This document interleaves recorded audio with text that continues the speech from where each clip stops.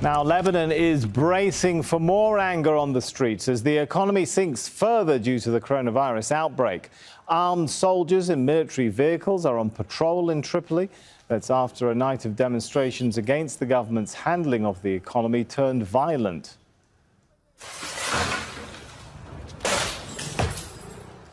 A 26-year-old man was killed in clashes with security forces in Tripoli and in Beirut. People defied a coronavirus lockdown, throwing petrol bombs and vandalizing banks. Zaina Khudr is in Tripoli for us in northern Lebanon, joins us from there. So I can see behind you, looks like some smoke, looks like some people on the streets. Are things heating up again?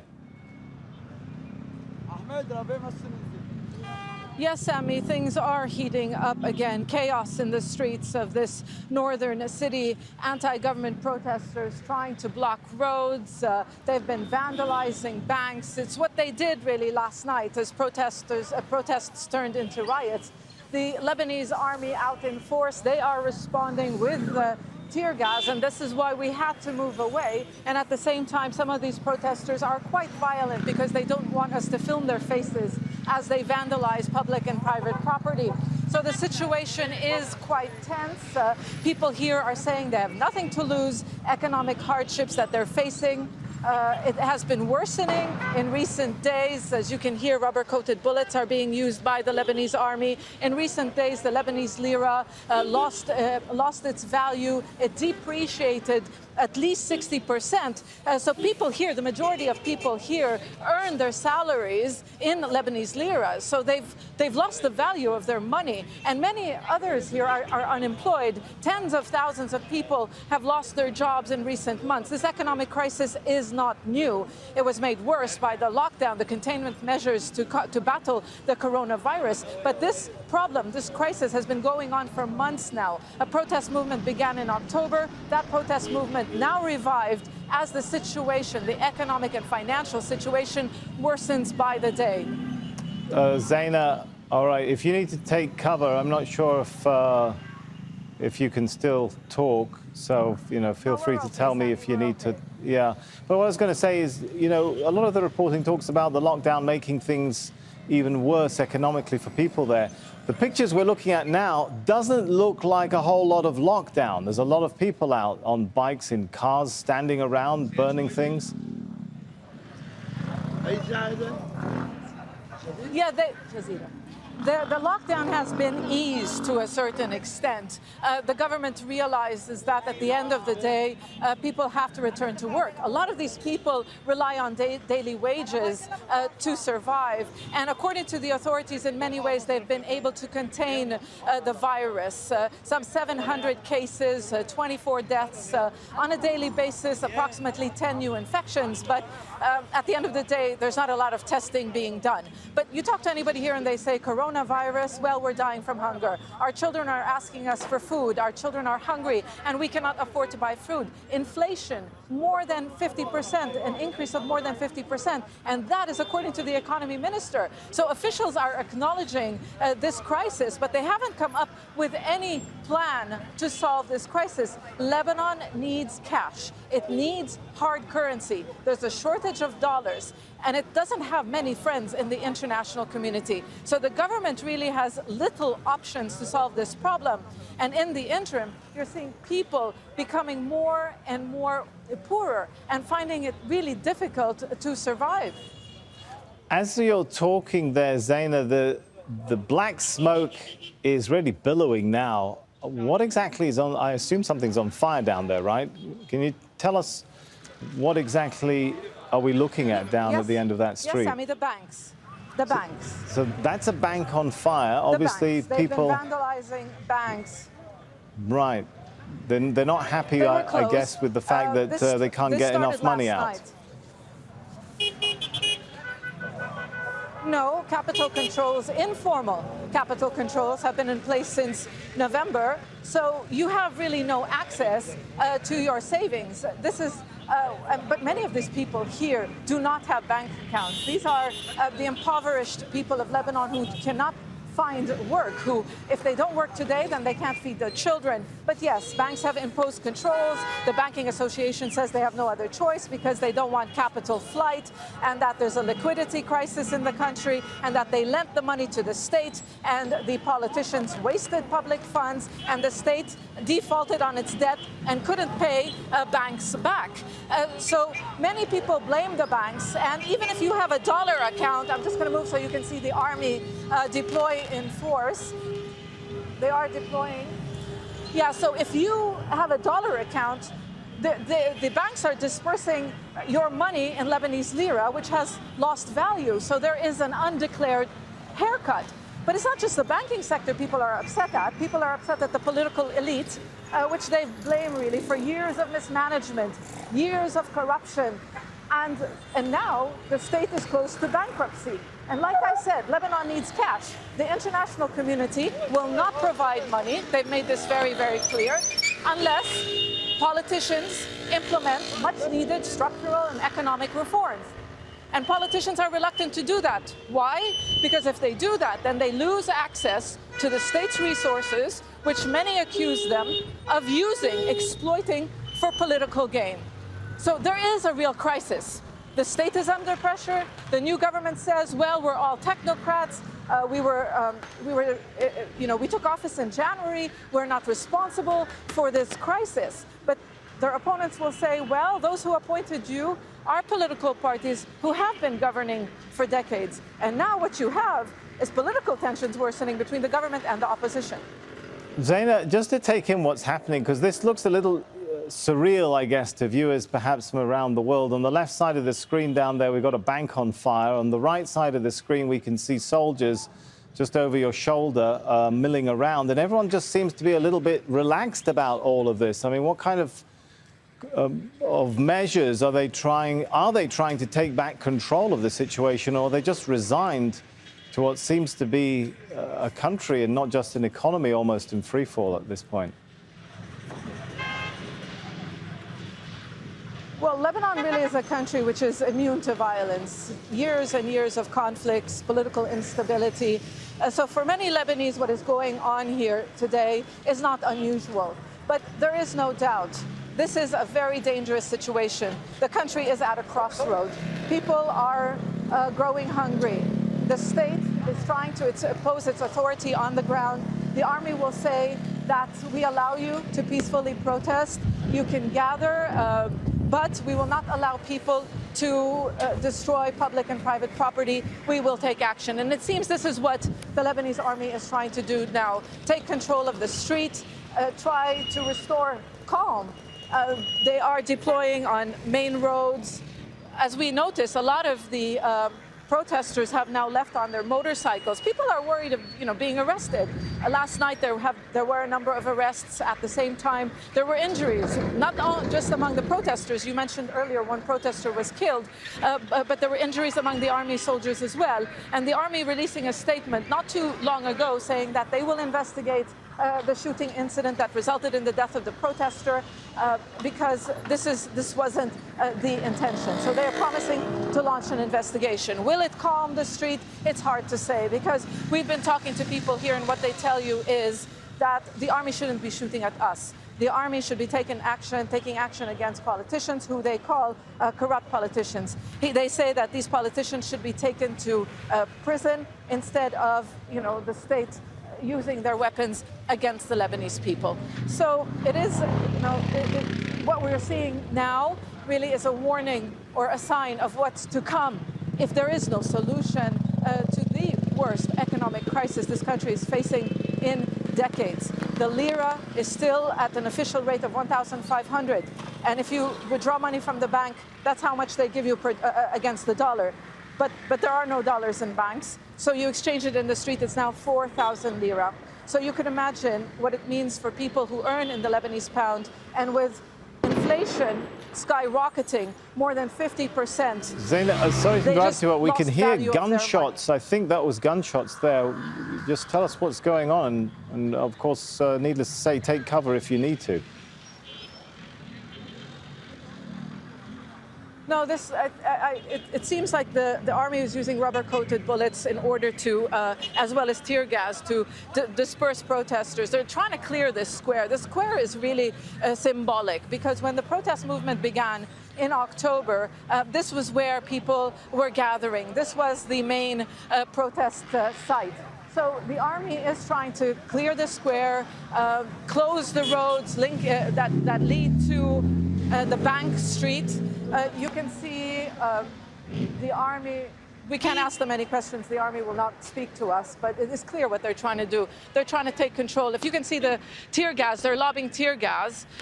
So yeah, we can see the white smoke. I'm assuming that's tear gas, right? But it's not clear.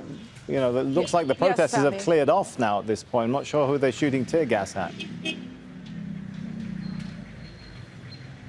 Well, they want to clear the square. You can see some young men still on their motorcycles. But the biggest question is, what will happen in a few hours' time? The people will just return to the streets. Is this going to stop them? Yes, they were clearly, the very fact that they all dispersed and ran away, a lot of them are afraid of being arrested. So hang on a minute, Zaina. So just to clarify then, the guys that we're seeing on motorbikes, are they the protesters? Has this protest movement transformed into sort of mobile motorbike protest movement? No, but a lot of people from Tripoli use motorbikes because it is a very impoverished city. People cannot afford cars, and that's why. So, no, what we saw throughout the day and last night were people in the streets demonstrating, gathering in the square, as well as targeting and vandalizing banks. So this is, you can clear the square now, but the biggest question, like I said, what happens in the next few hours if the economic crisis is not resolved? The cabinet, the Lebanese government, was in session a short while ago. They just finished their meeting. We didn't hear anything about an economic rescue plan. This is what the government calls it, a rescue plan on how to deal with the crisis. Nothing presented so far. They did suggest touching people's deposits in banks to try to really fund the state. But there was an uproar and people went against that. So what is the government going to do? It is close to bankruptcy. And people are only getting angrier. And the tens of thousands have lost their jobs in the past few months. Hundreds of restaurants have closed. Hotel occupancy down to 10%, and that was even before the coronavirus lockdown. The tourism sector has been hit hard. Many sectors have been hit hard by this crisis. So it is really, Lebanon has been at the crossroads many times in the past. It has reached turning points many times in the past since the end of the civil war in 1990. But never before has the situation been this bad, where, like I said, a state close to bankruptcy and very little friends in the international community. Nobody seems interested in just bailing Lebanon out unless there are reforms. And those in power are clinging on to that power. So, Sami, it is quite a precarious situation. Zaina, on that point that you mentioned about the cabinet was meeting today, one of the things which was reported that they would be looking at is a potential what's called a haircut of up to 70% on bondholders. Do we have any idea if they've gone for those kinds of measures? No, the Prime Minister realized how much opposition he faced when that was leaked to the media a few weeks back. The Prime Minister even had to make a televised address and make clear that if there's any haircut on bank deposits, it would only affect 2% of bank deposits. That means those who have millions of dollars, and they're believed to be the politicians, the big businessmen who are, friends with the politicians. And that's why you saw every politician suddenly raise their voice and say, no, we are not going to accept this. And the people, of course, say, and some of the politicians even said that we're not going to pay the price for the government's the way that they've mismanaged the economy all these years. So that doesn't seem to be on the table any longer, at least not 90% of the deposits in the banks. But Sami, a haircut has already happened, because when you're not allowed to withdraw your dollar deposits in dollars and you withdraw it in Lebanese liras at the official rate of 1,500, then that is a 60% haircut on your deposits. And a lot of Lebanese work abroad. They send their money back home, and the banks were really providing people with high interest rates, trying to lure hard currency in the country. And that is why the central bank governor has been criticized for his monetary policies. It is a very complicated situation. The government says it's going to fight corruption. The government says it's going to enact laws to take politicians to court. But the biggest question is, can it do that? Yes, maybe Hassan Diab calls himself an independent, and all his ministers are independent. Zaina, just let me jump in there. We were looking at pictures. If the cameraman pans back to the right there, something's on fire. I assume, what is that, an ATM machine? Yes, this is a cash machine. Yes, this is a cash machine. They've been vandalizing cash machines, the facade of banks, since last night in Tripoli. But in the past few days, bank branches in other cities in Lebanon have been vandalized. And we've seen this happen before. At the beginning of when the protest movement began in October, a lot of the banks were vandalized because of those capital controls, because of the fact that people couldn't access their savings. So how significant is Zaina, to see images like this in a place like Tripoli? I mean, Lebanon is no stranger to violence, but for so much of its recent history, that violence has been so attached to factions, ethnic, religious divides. We saw Tripoli at the beginning of the Syrian revolution get wrapped up in some of that, but this is different right now, correct? Well, to a certain extent, yes. It is about poverty. People from all sects coming together and demanding a change of leadership. That's what we saw in October. But at the same time, there was at least half of the population still supporting the mainly sectarian political parties. This definitely, what people here call their uprising, their revolution, did not have the support of the majority of the Lebanese people. Many Lebanese still supported their parties for a number of reasons. They were benefiting from them, they gave them jobs, or for ideological reasons, for that matter. And that is one of the reasons why the protest movement was not really able to achieve much. And then there was, of course, the fact that the state fought back. They clung on to power. Those in power have been in power for decades.